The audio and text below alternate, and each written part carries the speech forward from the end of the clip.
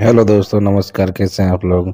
आज एक फिर नई कहानी लेकर आए हैं जो आपकी ज़िंदगी बदल देगी।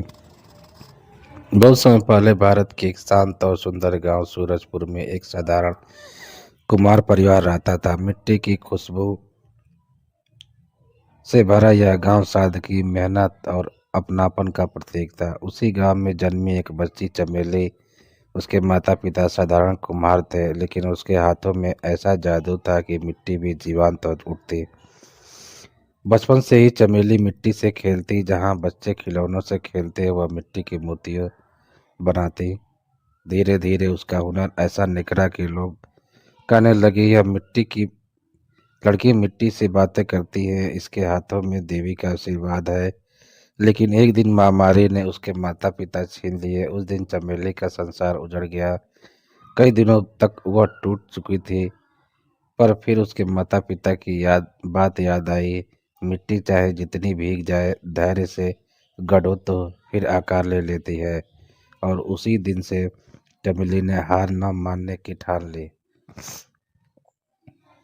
राज्य में बसंत महोत्सव लगा। चमेली अपनी मूर्तियां लेकर मेले पहुंची। उसी मेले में भेष बदलकर घूम रहा था युवराज आदित्य सिंह।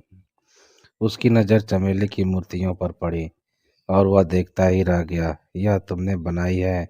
हाँ, मिट्टी में जान डालना मेरा काम है। यह पहली मुलाकात थी और यहीं से शुरू हुआ असंभव प्रेम।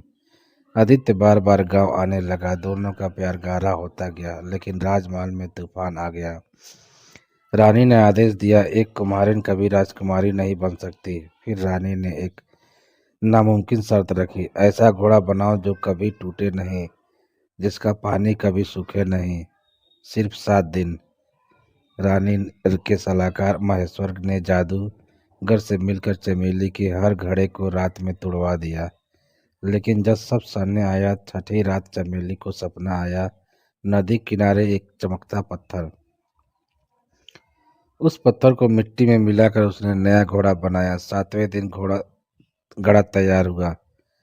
रानी ने उसे जमीन पर पटका, टूटा नहीं। घड़ा नहीं टूटा। पानी डाला, पानी भी नहीं सूखा। पानी अब रानी के पास कोई जवाब नहीं था। लेकिन महेश्वर ने आखिरी चाल चली। गांव वालों को भड़का दिया। आदित्य और चमेली को जंगल भागना पड़ा। जंगल में एक साधु मिले। उन्होंने बताया, जंगल में एक अमर मिट्टी है। कई खतरों से गुजरकर दोनों मंदिर पहुंचे। महेश्वर भी पीछे पीछे पहुंचा। आखिरी संघर्ष हुआ। सच्चाई जीत की हुई। महेश्वर हार गया। चमेली ने उस जादुई मिट्टी से अमर घड़ा बना दिया। जब घड़ा महल पहुंचा, रानी की आंखों में आंसू आ गए। उन्हें समझ आया, राशि खून नहीं, सच्चा दिल राशि होता है।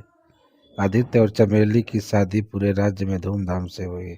चमेली ने गांव में कला केंद्र खोला, जहां हर गरीब बच्चे को कला सिखाई जाती।